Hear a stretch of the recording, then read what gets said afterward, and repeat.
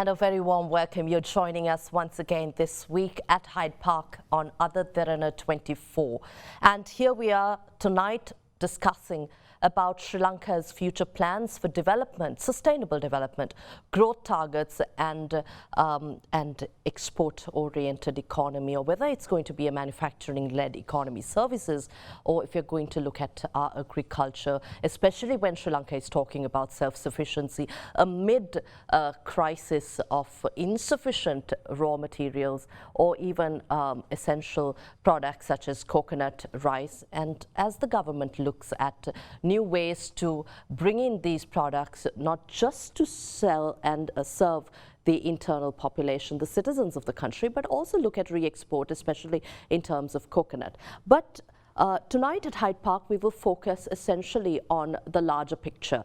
Sri Lanka's economic development, growth targets, foreign direct investments, and free trade agreements with countries at a time when President Anura Dissanayake returned to Sri Lanka after two visits, key visits to India and China, and other overseas state visits planned ahead. I've invited to our studios to discuss all this two professionals.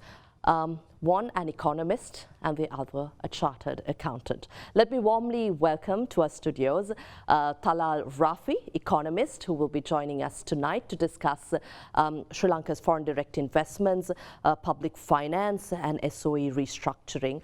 And we also have with us chartered accountant Sujeewa Mudalige. A very warm welcome to you too. We have Sujeewa, who will be talking to us about Sri Lanka's larger picture in terms of GDP, free trade agreements and Sri Lanka's budget upcoming. Let me start off with a basic and a more larger question about Sri Lanka's economy today. Where do you think Sri Lanka stands from a perspective where we want to be? Sure. Thank you very much, Indeewari. Thanks for having me on the show. So as now, I would say that we are in a good position. With the new government, there is a mandate for development. And as I've always said, a crisis is what transforms countries. For example, India in '91, or you look at Thailand, many other countries. So this can be used as an opportunity, especially with a 2/3 mandate, to go through some very tough structural reforms, which if done, Sri Lanka is perfectly positioned to get the benefits and grow. Because we have an environment where our neighbor India is very supportive, and as the president went to visited China, he got assurances from there as well, and we saw good gestures from the US administration as well. So there is support coming from abroad and with the IMF program also. But if things are implemented in a right way, Sri Lanka is in a good position at the moment. And one more point I would like to state is that there is generally a perception against the IMF program about it being tough or not giving out results. But I always say that the thing is, people generally look at the bad parts where it has gone wrong. Like, for example, the IMF programs in Russia in the 90s, that didn't go really well. But there are success stories. In 1991, people talk of Dr. Manmohan Singh transforming India, and after which India never went to the IMF again. And today it has a $600 billion reserve. But Manmohan Singh implemented IMF World Bank policies. So credit also goes to the two multilateral institutions. Thanks. Right. And I would also like to ask Sujeewa your comments, but to add to that, is Sri Lanka really taking this crisis as an opportunity to grow? Yeah. So thank you, Indeewari, for having me today. See, we've got over the last couple of months, maybe about 12 to 18 months. So we've currently experiencing this stability on the fiscal side, right? Our revenues have gone up. We are managing our expenditure to some extent. Budget deficit is coming down, and tourism has picked up. Exchange rate is fairly stable. Interest rates are down. So we have a lot of good things to celebrate. I think the important point is, specifically answering to you, is that we have a 3-year window until 2028, until we start repaying our debt. So how I look at this is like your honeymoon period. Your moratorium, on capital repayments, you have to still service your interest. So if you don't do the reforms, if you don't do what is required for us to leapfrog from where we are right now, don't be too surprised if we get back to a crisis sometime down the road. So the key message, as far as I'm concerned, use this opportunity. We have a stable position right now, but do the hard reforms that is required, because we should be talking about Indeewari going forward.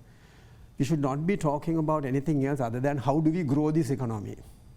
That's the only thing we should be talking about over the next 3 years. Nothing else. How do we grow the economy? Because if we don't grow the economy, we can't get out of this mess that we are currently in. We can't be relying on IMF forever. We can't be relying on India to help us and China to help us whenever we are in trouble. We need to have a sustainable model. So how do we get to a sustainable model? Is through reforms that are required so that we have a stable growth trajectory over the next few years. And when should we do this? In my view, the 3 best years, 2025, 26, and 27. And I'm hopeful President AKD will give the map, the road map going forward on 17th of February when the budget is presented. I hope we don't miss this opportunity. And I'm confident that President AKD will not let us down on this. Right, while we're also hopeful and optimistic for a better future, what really measures do you think we can implement going forward, especially when we talk about rising levels of debt and how to manage our public finance? Right. Regarding public finance, as I've written a piece for the IMF, but that was for on a global level. But as far as Sri Lanka, just to give a background, my intention is to let the people know clearly. So in January 2025 alone, we are still borrowing from the domestic market. Treasury bills worth over 700 billion rupees were issued. So that is a huge amount. So for example, that could be 700 billion rupees is almost equal to 8 Colombo-Katunayake expressways. So that is the amount we are borrowing on a monthly level for the government to sustain. And of course, this is not the fault of the present government or the previous government. This is the way Sri Lanka has been functioning. So just to go a little bit deeper, people need to understand the term gross financing needs. So that is the amount of financing Sri Lanka needs in a year to sustain itself. So that is interest plus the maturity plus the fiscal deficit. So that at the peak of the crisis in 2022, it was 34%. Right now, it's come down to, according to the last IMF report, 25%, almost 24.9%. So that is 1/4 of Sri Lanka's economy has to be paid, financed each year for Sri Lanka to sustain. From external sources? No, just to sustain itself. That's how deep the crisis is. So we have to seek outside financing? Or? Yes. In 2028, that issue also comes in, but hopefully we can start borrowing. But just to explain the thing, people say the government should not borrow. I'm also all for it, but whether it's the present government or the previous government, that wasn't a choice. For example, if you stop borrowing, 25% of GDP you have to pay a year. That is not sustainable. Even if you double VAT to 36%, income tax to 72%, or corporate tax to 60%, we still can't finance it without borrowing. So the truth is, that's the way forward, because the rollover debt is too high as a quarter. So the IMF by 27 to 32 wants to bring it down much lower. So that is something that, and how do we solve this? In my view, first thing is the fiscal deficit. So we can't continue with expenditure being more than revenue. Like even a household or anyone running a household knows that if your salary is 200,000 and you keep spending 250,000 for months and months and a few years, you're going to get into trouble. So but that has been Sri Lanka's issue throughout. That is Sri Lanka's issue. I think one or two times, except that we have never balanced our fiscal budget and even primary budget. So when you take away interest, only about 6 or 7 times we have balanced it. So that's how deep it is. So coming back to the thing, the solution is of course something that's going to be extremely unpopular. So bringing the deficit down or zero. But that will lead to either increasing revenue, which the people paying taxes, it's not fair on them, or expenditure. So that is reducing expenditure, which is not going to be popular with the people who are receiving it. So Sri Lanka is caught in any government, not just this one, even future governments is caught in this area. So the only way would be to grow the economy, to increase revenue, I mean increase the base, and at the same time try to like downsize expenditure, wasteful expenditure of the government. So that way we can move forward, especially if we can get rid of some of the unproductive sectors. Talal says our fiscal deficit should be addressed. You've been all about numbers throughout your career.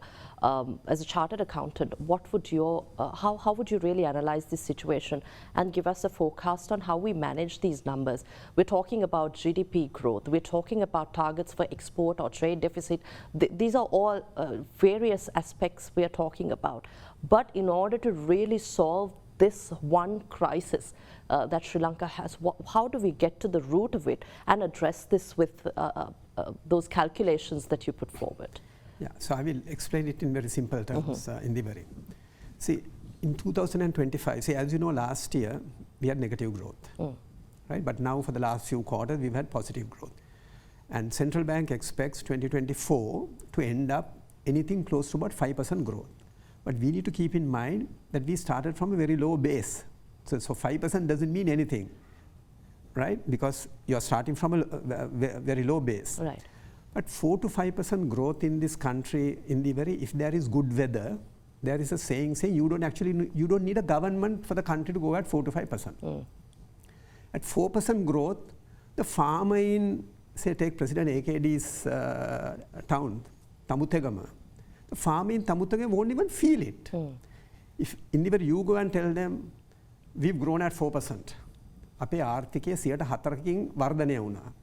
It doesn't mean anything to him because he doesn't feel it. So for you to feel the growth, these people need to feel it at the grassroots level. Why do we need growth? Is first one, our real incomes have to go up. Your salary has to go up, my salary has to go up. Number one. We need to create job opportunities for these people. We need to make our debt sustainable. Without growth, we can't do this. And we need to have some reserves for any calamity down the road. And we've had calamities, you know, we've had tsunamis, we had COVID, we had the Easter Sunday attack. There are all kinds of calamities coming up every 5-10 years. So we need to build up for this. So we need growth because of that, right? So how do we grow? The only way to grow, and if you look at the success stories, is only through FDI and an export-led economy.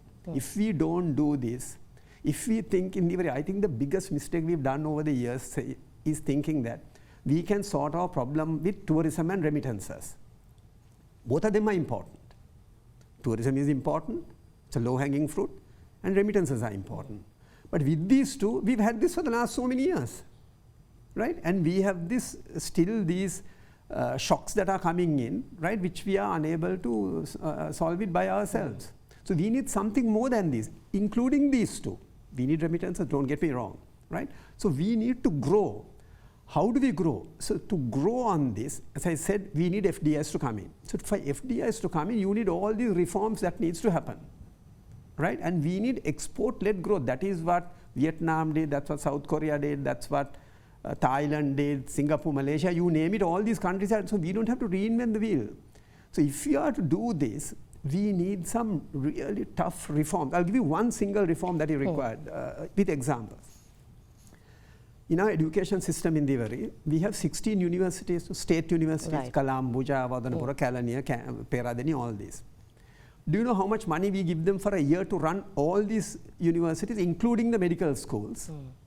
we give them only 100 billion rupees, right, to manage all these universities, student accommodation, lecturer salaries and so on. Do you know, that's a university education, do you know how much for a year we spend to send our kids abroad?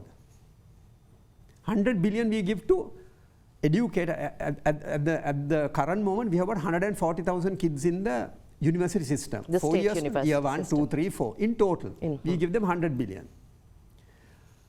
Do you know that we spend about 300 billion a year to send a few students overseas for overseas education? We spend 3 times more. And our foreign currency exchange. And in foreign currency exchange, impacting our exchange rate, right? We spend 3 times more to send a few thousand students overseas. And last week, at the Australia Day on 26th of February, the Australian High Commissioner mentioned this. Last year alone, Indeewari, you'll be shocked by this number. We have issued 18,000 visas. 18,000 visas for the year 2024 just to go to Australia for studies. Can you imagine if you put all the countries together, Malaysia, India, Ukraine, Belarus, Nepal, all these. We are talking 30, 40,000. Australia alone, 18,000 visas for 1 year. Imagine, so that is the type of reforms that we require if we want to grow. That also takes us to the question whether we are ready to allow private education in Sri Lanka, because we spend millions or billions of foreign currency overseas, but the policy in terms of inviting private education and bringing necessary regulations and reforms. Spot on. So that's why I say those are the tough reforms we need to do. That's why I say this is our honeymoon period. But do you think this government is open to that? Because especially this camp has been against private education. However, they have raised the necessity for regulations and proper regulatory framework being introduced to bring in these private universities. So my view is President AKD is supportive of this because he understands the problem. That's why I said if we don't do these tough reforms, I'm just giving you one example, right, on education, what we need to do. Within this 3-year period, that's where the FDI can come. There could be foreign university who would come in here. Why? Because our regulatory environment is friendly, right? And we need to have a good regulator. We need to have a good regulator who will regulate the university in Anuradhapura. At the same time, we'll also regulate the private university who is going to run these programs here. So it has to be, you need to dish out with the same spoon. Right, right. But Talal, Sujeewa was also mentioning about the shocks that Sri Lanka has faced so far, from tsunami to the Easter attacks to the economic crisis and a prolonged period of shutdown during the pandemic. This economy has sustained not just double blows or triple blows, but continuous blows to the economy, especially even during the time of a 3-decade war. But the country seemed to grow and continue on an upward trajectory, even amid a war. And now these shocking figures of how much we spend on overseas education, sustaining those economies through our hard-earned, difficult foreign exchange. How do we really address this from, you mentioned the economy should grow, but what tough reforms do you think we should bring in, especially in line with the IMF, to address these crises that we've seen and to ensure that Sri Lanka will be resilient? It looks like we have the money because we've sustained all this, but how do we really use it efficiently? So the thing about tough economic reforms, that's a very good point mentioned by Sujeewa. I can touch on that later. But just a thing, because when it comes to economic reforms or how we grow as a export-oriented economy, one of the questions I always get asked is what sectors should we focus on? But my answer has always been that is a different question. The question should be which sectors should we be allowed to shut down? Because, like, let's take a big corporate company, a holding company which has 20 different companies. So about 5 are going bad. At that time, you don't call and say the profits are going down, let's start 5 new companies. No, we talk about how do we restructure or close down these 5. So this is the example of Japan, like in the 1950s. For example, when they formed this ministry, MITI, and one of the things they did was they focused on not developing new industries, but on finding which industries were not competitive, which ones to shut down. Because then you have that free space which can work on the competitive side. And the best way to do that is an open economy. Like, for example, if you look at Chile, Chile and Sri Lanka opened the economies at the same time. Today, it is an advanced economy. Sri Lanka has gone bankrupt. There, what they did was they opened their economy. They have one of the highest number of FTAs in the world with other countries. And what they did interesting, unlike other countries, was like, unlike many other countries, was that they reduced unilaterally their tariff rates, a flat out 6%. So even if the other country puts tariffs against you, it doesn't matter. We are going to not have tariffs. We are going to. So that resulted in, for example, some of their industries going down, garments, footwear, but it also saw some industries flourish. And if you look at their exporting, many would have thought Chile would collapse, but its exports rose. That is because when you open the economy, the unproductive sectors get wiped out. And in that place, I mean, these are entrepreneurs, whether they're running a productive sector or unproductive sector. So if their industry gets into trouble or something and they're facing competition, they're going to innovate or they're going to move to a new sector. So this is the truth that's happened in most countries. That's why when many nations liberalize their economies, they grow. But I understand many people point out about South Korea and Taiwan, how they had import substitution models. But they had this thing called infant import substitution. They had a thing where industries were allowed to grow in the, for example, given 5 or 10 years, and after that they liberalized trade. You know, we are going to give you a certain time until you grow up to mid-level, and then you're going to be open to. But in most countries, I mean, there was a paper written where the person who brought in this thing, import substitution, he was a famous economist in Argentina. He's the father of this import substitution model, which was followed by Nehru and others. He himself admitted that it doesn't work. Because look at Sri Lanka, like you try to adjust everything, but 80% of our imports are intermediate and capital goods. Only 20% is consumer. Right. So the minute you put tariffs, your manufacturing sector gets into issues. You mentioned FTAs, free trade agreements have been the center of a lot of discussion and argument, especially because many of these FTAs have not been advantageous to Sri Lanka, or they have not been in some way exploited in such a way that Sri Lanka can take maximum benefit. You mentioned these other countries, especially Chile, that benefited by opening the economy. In Sri Lanka's situation, we either see protests when it comes to whether it's free trade agreements or comprehensive economic partnerships. But in recent times, especially with President AKD's visit to India and China, we saw a reversal in this stance, but at the same time, are we really doing enough to strike deals that are actually beneficial for the country? So it's also a way how you put the FTA. For example, see, if you are competing for exports with countries such as Bangladesh or Vietnam, you can't be very competitive when Vietnam and other countries have free trade agreements with the developed world. So they are already getting an incentive, low tariffs, and we have to face those things. So the way it is looked at is how will our import side be affected, I mean the local industries. But what has to be looked at from the other perspective is how we can improve our exports. So that is also an advantage. Like for example, we are exporting apparels to the US, and I think Vietnam has a FTA with the United States. So they obviously have an advantage over us because they have a, so that is the area that we need to, because the truth is, like Sujeewa said, 2028 is our deadline. So we have a very fast closing thing.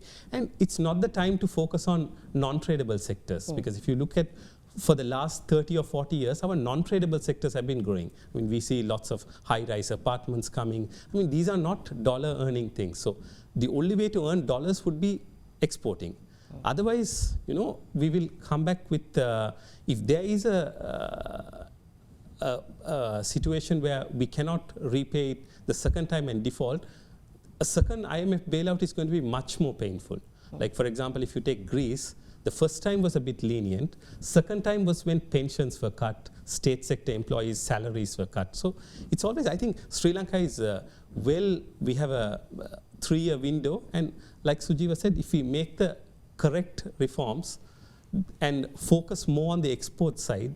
And that is because just one more point is about 70% of global trade is supplying value chains of multinational companies. So you can't do that in an environment where you can't import and export freely. Vietnam, we talk about over 100% of GDP of exports, but Vietnam, their imports is also over 100% of GDP. So they're able to can balance it out. Balance it out. Do you think the gravity of this situation, Talal very rightly mentioned that we have only a very short, tiny window of an opportunity to bring in reforms and be ready to start repayment of loans.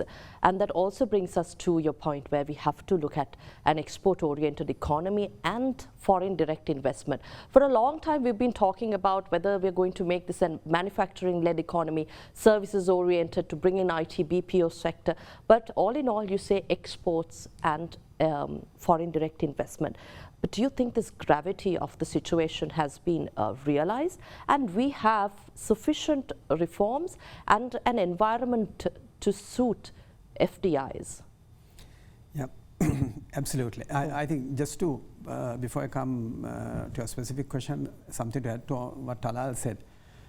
It's all about trade, Indeewari. If we have to, it's only one word we need to know. As I said, growth, the other one is trade. We have to trade, trade and trade. We are an island nation, 22 million people. What can we do? So if you ask me, should government's focus should be on reviving a closed down factory in somewhere, or should we look at something where we could plug into the global supply chains? Is it required is to revamp a closed down paper mill,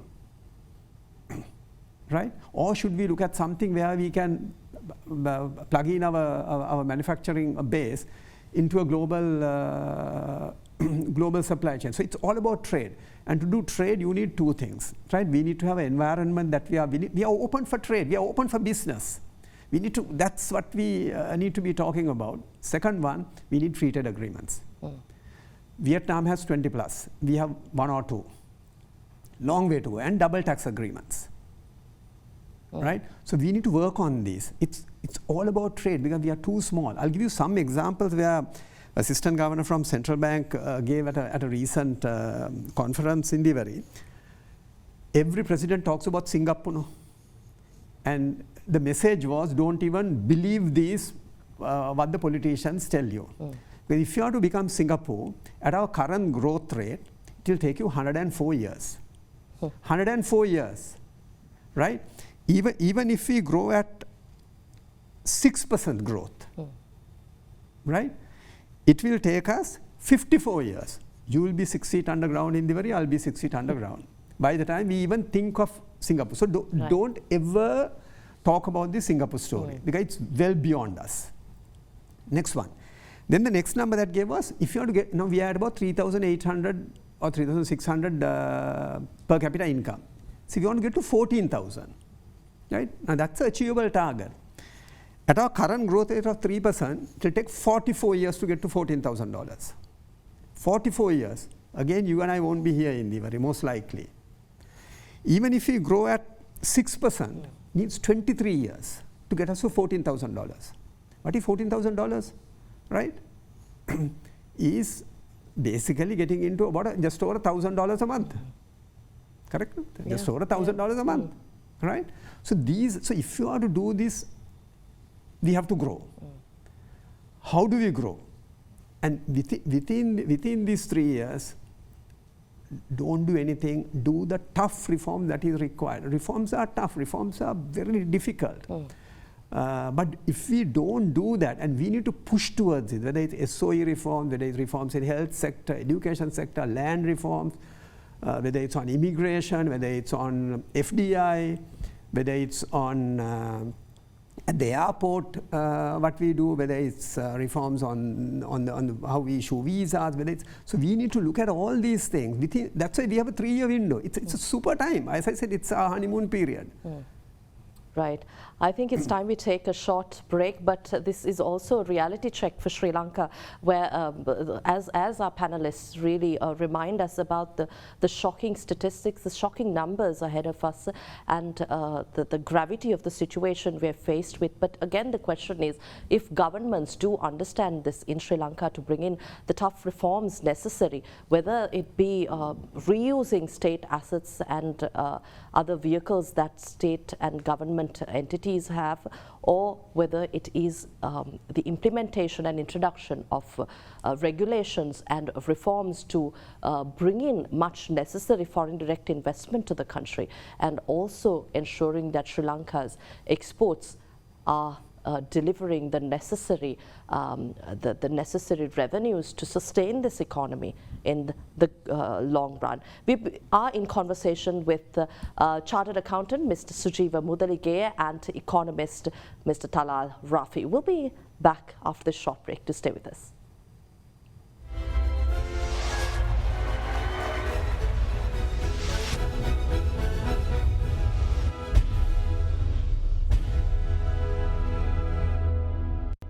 Welcome back. We are at Hyde Park on Derana 24 in discussion with Mr. Talal Rafi and Mr. Sujeewa Mudalige. I'd like to turn to Talal. We've been talking about what the reforms should be, but again, as we look at reforms that the previous government led by President Ranil Wickremesinghe and the present government led by President Anurakumara Dissanayake, especially the imports and other restructuring of state-owned enterprises take center stage, especially SOE reforms. There was a unit in place to look at SOE reforms, advise the government on restructuring, and to make better use of state-owned enterprises. But this government has taken a stance that they will not look at privatizing or make best use of these institutions through the government. What is your opinion here? So regarding the SOE reforms, I believe that not all of them can be privatized, but almost all of them need restructuring, and in certain cases where there is a commercial interest, there has to be privatization done. Because the reason is the losses. For example, if you look at in 2022, over 80% of government revenue went to paying only salaries and pensions. So at this rate, even the past debt has also been to sustain the public sector. So if you look at a tax bracket, I mean, anybody earning over 350,000 is under the highest bracket, so 36%. So that, a different way of looking at it is, like when you work 5 days a week, 2 days of the week, you're just working for the government, basically pay the salary, to sustain the government. So that is one thing. In 2000, when the Treasury took over, for example, $500 million of debt, Sri Lankan airline debt, I mean, that was almost the amount of pay taxes paid by all professionals. So basically in that year, for example, most worked on a Monday or Tuesday just to pay back the debt of one loss-making state-owned enterprise. So here again is the, like I mentioned, for an economy to flourish, you have to look at the unproductive sectors before you look at new sectors to grow. So that is one area, because even if your 2 points, one is, let's say, restructured, and I'm all for, and I definitely don't think that we should privatize everything, only certain things with commercial things which would not affect the public in a bad way if it's privatized. One thing is the opportunity cost. So even if they are running at a slight profit or break-even cost, it's like the opportunity cost is, what can that capital be put in elsewhere? I mean, that capital is staying in a SOE, which is breaking even or making barely a profit. What if you invest it, like Sujeewa spoke about, in education? Because only 1 in 10 Sri Lankan students finishing A-levels, coming out of school, has a spot in a university. Others go abroad, some go for vocational training, and almost 3/4 of Sri Lankan students are just wasted. That's the problem. I mean, they can't get into universities, they can't go abroad. I mean, they don't come from wealthy backgrounds. And vocational training, some, but most of them have to go into the informal sector. So there's a huge opportunity cost here as well. And so that is one factor. The second thing is if, for example, one thing is, like I mentioned, the opportunity cost. The other thing is, like, if you restructure, the thing always here is, what if there is a future government and the bad policies start in the SOEs and they become loss-making again? Right. So the only way, I mean, certain things you can't, like healthcare, education, that has to be under the government. But certainly the only way, that's what I said, some of the only reforms that the IMF, from the IMF which you cannot reverse would be privatization. Because once you privatize, you're not letting go. I mean, you can still regulate it, and also 30% taxes are coming back to the government. So when you privatize, the government is not letting go. It still has a 30% stake coming into the thing. Best example is Sri Lankan Airlines, which brought in revenue to the government. But at the same time, the government has indicated, although there were possible partners or partnerships that were sought by the previous government, the present government has indicated that they will continue to operate SOEs that provide essential services, and Sri Lankan Airlines will be under government purview. But S&P said it was keeping Sri Lanka's sovereign rating at selective default because a $175 million defaulted Sri Lankan Airlines bond guaranteed by the government has not yet been restructured. Isn't this something that the IMF has been talking about, Sujeewa? SOE reforms has been a key condition in our IMF agreement, and are we really veering off track? Yeah, so you're spot on, Indeewari. So under the IMF agreement, there were 5 key sort of targets which we were supposed to do, and SOE reforms was one of them. Trade liberalization was one of them. That's trade, right? That's what they wanted to do. Then governance reforms, and so on. So SOE reforms have to be done. I think in my view, government needs to understand, first of all, you and I don't know how many SOEs are there in the country. Some are saying 200, 300, 400, 500, no one knows the number. So first, we need a list of SOEs, number one. Number two, all these people need to publish their accounts. Then only we will know, are these guys making profits, losses, are they at optimum capacity, are they operating at optimum level? We don't know. Only way is accounts need to be, I mean, these are public institutions. So first one, we need to know who they are. Second one, we need to know their numbers. Third one, government needs to understand, as Talal said, what is it that you want to retain with government control, and what is it that private sector can come. I mean, see, there are things like water has to be under government control. We are not saying that water needs to be privatized. We are not saying railways have to be privatized. It's difficult. These ones are very difficult. But I will always ask the question, should you be running a sugar factory? Should you be running a cement factory? Should you be running a tire factory? Right? Should you be running a paper factory? I will always question, should you run a cashew corporation? Right? Should you run a timber corporation? Right? I will always ask these questions.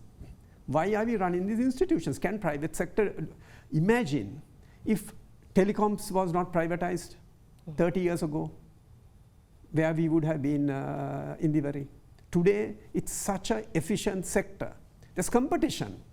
It's all about competition. Why are we worried about power? Because the CEB will tell you, you pay 30 rupees a unit, and we have no choice. Water board will tell you, pay so much per unit of water for 1,000 liters, 1 unit. We have no choice because there's no competition, right? So it's, imagine a banking sector was no, there was no private sector. Imagine insurance. If there was no private sector participation, road transport, CTB has 5,000 buses, private sector has 20,000 buses. Look at this. So that is where when competition comes in, government sector also lifts up their deliverables, right? The delivery standards go up. They become far more efficient. The biggest issue on one of the reform agendas in Indeewari is that we need to improve our productivity. We got to be far more efficient. So these, how do we become efficient? So that's something we need to do within these 3 years. How do we improve productivity? We need to do those reforms. See, labor reforms. So these are the tough ones, as I said. You know, health, education, these are all tough. Labor, very difficult. No one wants to talk about it even today. We are all telling the foreigners, come and invest here. Tell me, Indeewari, if you want to close down a factory, foreigner wants to move out, it's almost impossible. I know a situation now where an entrepreneur wants to move machines from one factory that he owns to another factory that he owns. It's so cumbersome. He owns 2 factories. He wants to move machines from one factory to another factory. He owns it. Investor. It's very difficult. So labor reforms, these investment conditions that we brought in, see, all these are tough reforms. So my view is on, hopefully on 17th of February, we're all waiting for this day. It's like the day, you know.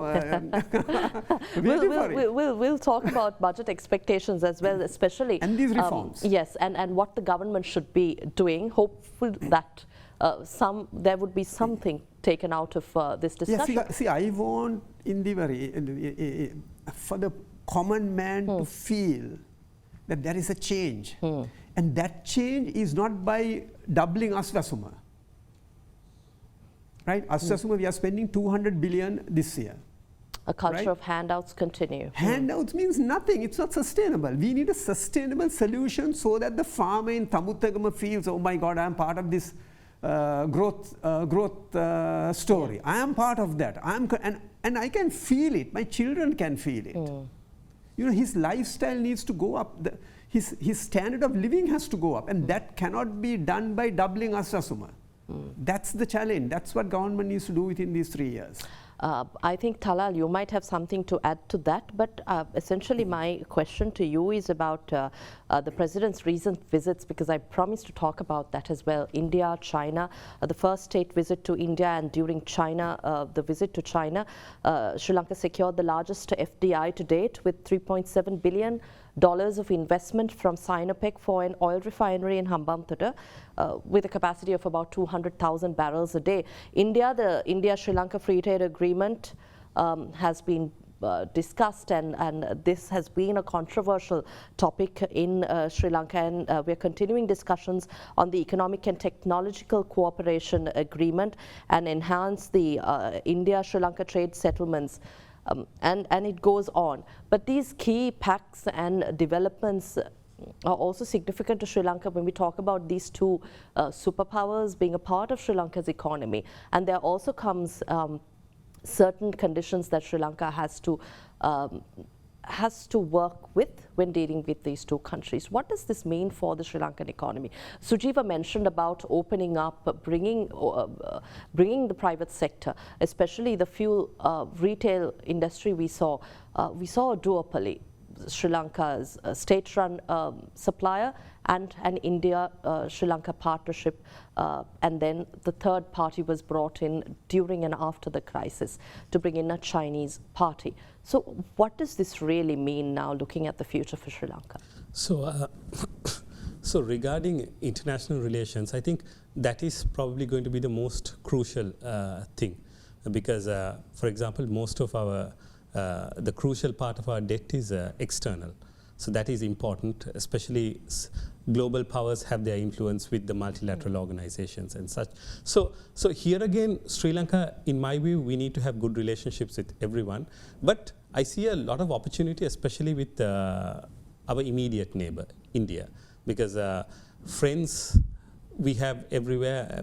Friends can change, like the Indian High Commissioner said, but neighbors don't change. So this is not advocating that we need a special relationship, but I'm saying there is a lot of potential, especially if we are going to have greater economic integration with India. For example, India is the fastest growing G20 economy in the world. Right. So their middle class is expanding from tourism to investment. I mean, they're already the largest investors, and we get the largest number of tourists. But trade is also another potential, especially when it comes to India and Sri Lanka. Because one thing is, when you open up, like the example of Chile, of course we, once again, like FTAs, we talk about businesses that are going to get affected. But what about Sri Lankan companies that can specifically innovate? And if we can get into the larger Indian economy. Like people say, Sri Lanka is smaller, India is bigger, therefore we don't have an advantage. So Singapore trades with the US. I mean, when they have free trade, it doesn't mean it's just a one-way thing where zero exports from Singapore and everything is dumped from the US. I mean, they find their niche. I mean, every country has a comparative advantage. Like, for example, a stat, 40% of global trade is concentrated trade. That means countries specialize, soybean, Brazil and US, cars, Japan, Germany, other products, like, it's very specific. So what I've always said about liberalizing trade, even with India or other countries, is where we need to find our comparative advantage. Because for a small country, we cannot produce everything.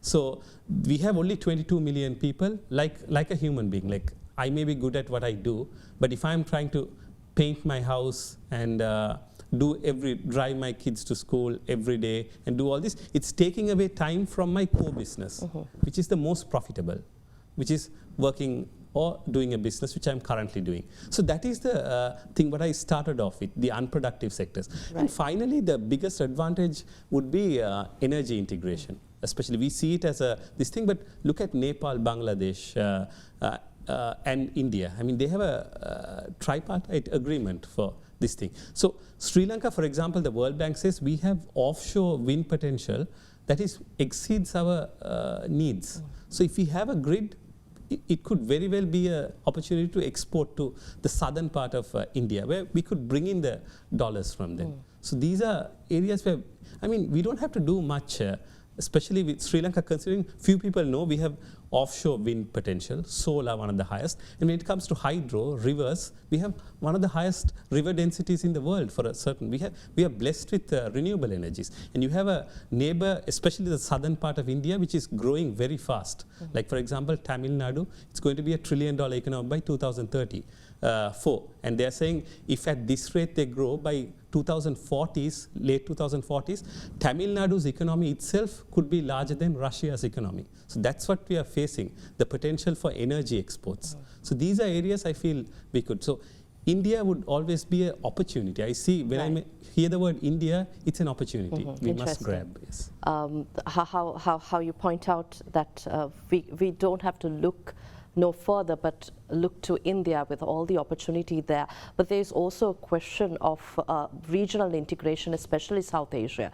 You spoke about how the tripartite energy pact really benefits the three countries. But again, from integrating South Asia to Sri Lanka, being a key partner and a beneficiary of this development, how do you really, maybe going beyond that, I'm told that we don't have much time. We'll quickly jump to talk about the budget expectations for 2025 and beyond, not just this year, because throughout our appropriation bills being presented in Parliament, I think we've always looked at how much of a salary increment the public sector receives or pensioners receive, or the kind of benefits, whether it's VAT reduction or not. We've seen the crisis that really followed these kind of decisions. So how do you think the government will really direct this year's budget? And going forward, what long-term measures do you think should be introduced? This is an open question. Sujeewa and then Talal. Yeah, so good. So 17th February is what you are looking for. And hopefully we will not see in the very, what we call this fiscal stimulus, because that is like cutting taxes. Right. Giving rebates, giving handouts. These are not sustainable. And it gives you that surge for a very short period, then we go down back again. So there are two things that government I expect in this budget. Is this revenue target. Whether we like it or not, we have to hit this 15% revenue target. And most likely, we will hit that number. The other one is that we need to make sure that we rationalize our expenditure. Right, and get a budget deficit. We were double digit at some point a couple of years ago, but hopefully we'll be down to about 5%. So that's what we expect from this budget. Hitting the revenue, we will hit the revenue number, but there will be challenges. The reason is, in this budget, it's very interesting. Already the government has announced the revenue measures have already been announced. Cigarette taxes have gone up, liquor taxes have gone up, car taxes have gone up, right? And we don't expect any rate increases in VAT or income tax or corporate income tax. So revenue measures, it's an amazing budget. Is that normally budget is ayah-vaya, income and expenditure. The income proposals have already been announced, in my view. there'll be very few income proposals in this budget. So this is basically an expenditure budget. That's what why? Because the income sources have already been announced. The car taxes have been announced. But I feel because the taxes have been raised so much, the government may not achieve their revenue targets on car taxes. They want, from what I hear, they want about 200 billion rupees to come through on car taxes.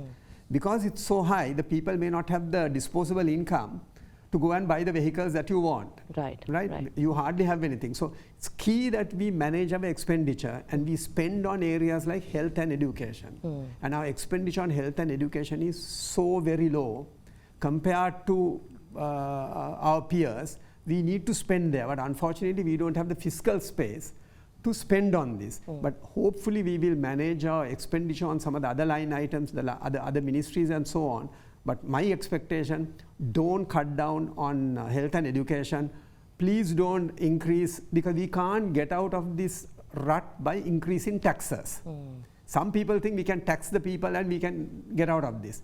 We have got, in my view, we are at the maximum rate on personal tax. Ideally, we should bring it down to about 30%, in my view. Corporate Where do you taxes think the taxes should be mostly focused? On taxes? Yes. So as I said, in this one, I don't expect too much because taxes is a revenue measure. Revenue measures, the government has already announced, so the three key items is, and also withholding tax in Indeewari. Don't forget that. They increased from 5 to 10%, and about 50 billion income is going to come from this. Car taxes have been increased, they're expecting about 200 billion from this, right? And the total, in my view, what they need for this year from 2024, good year, we got very close to 4 trillion. Right. We need to get to about 4.5 trillion or even a little bit more. So we need 500 billion or a bit more.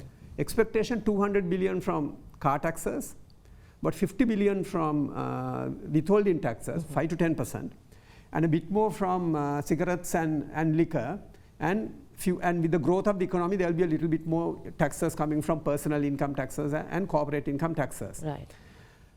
Expenditure is the key. We have not cut expenditure enough, in my view. We have not rationalized it enough. I know President is trying his best. He has said in his ministry, he's going to, it's 50% of what President Wickremesinghe enjoyed under the President's ministry. But let's wait and see. Maybe we need to have a chat after the 17th to see whether it meets our expectations.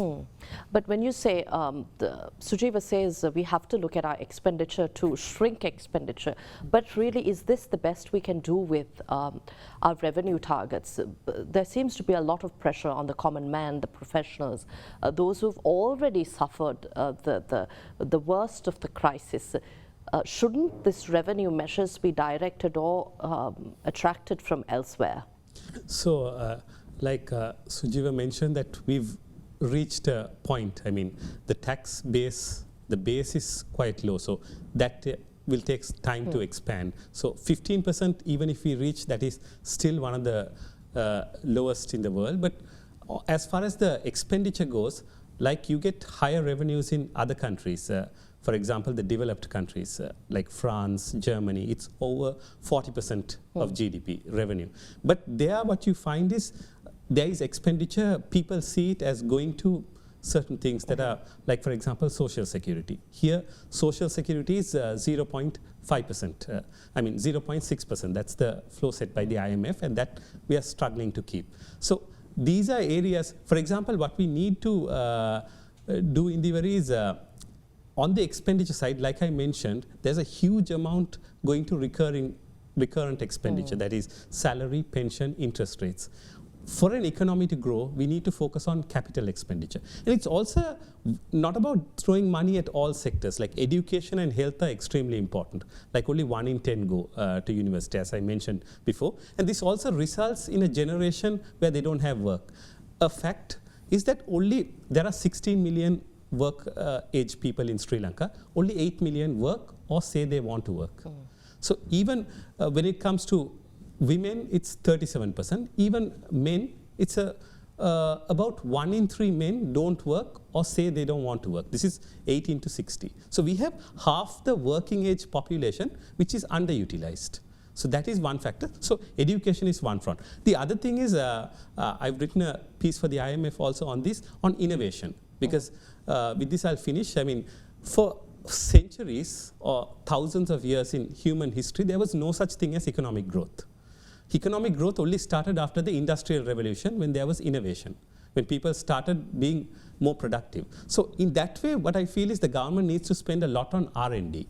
So integration between universities and the corporate sector is a must, and this is something that Switzerland and other countries do, and Switzerland ranks #1 when it comes to innovation. So this is one area. I mean, if there's time, I can go on, but I'm just told we have a minute. Sure. But 3 key points from both of you on how to alleviate the pressure on the people and really look at targeting these revenues from where it has to come, but not also putting a burden on corporates, actually giving them more space to grow and the economy to grow. 3 key points, if possible. Sure, I'll go. One thing would be, one area the government is going on the right track is digitization. So that has its benefits. It will improve the tax revenues, especially if we can do the other type system in India. That is one area. The other thing is trade liberalization. For example, many products from potatoes to sugar, let's leave the staple. Other products are things which we can import. These are many times more when we try to produce here. So importing that would drastically reduce the cost of living for countries. And finally, working strictly on the reforms, especially the things stipulated by the IMF agreement. So I think with these 3 things, it'll be good. Sujeewa? Yeah, so 3 top priorities for me is support trade, support the reform process, and support entrepreneurship in Sri Lanka. Thank you very much for your time here at Hyde Park. That's all the time we have, but a number of areas we've also addressed, while there is so much more to talk about. But thank you, gentlemen, for your time here at Hyde Park. Thank you very much. We've been in conversation with an expert panel comprising Mr. Talal Rafi, who is an economist, an expert member to the World Economic Forum, co-chair of the Global Plastics Innovation Network, and a visiting lecturer for the Center for Banking Studies of the Central Bank.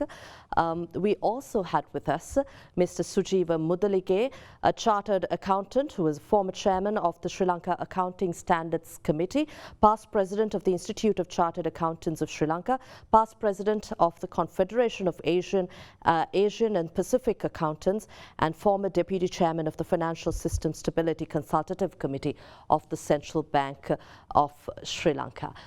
We'll see you again next week with yet another discussion here at Hyde Park on Other Derana 24. Thanks for watching. Good night.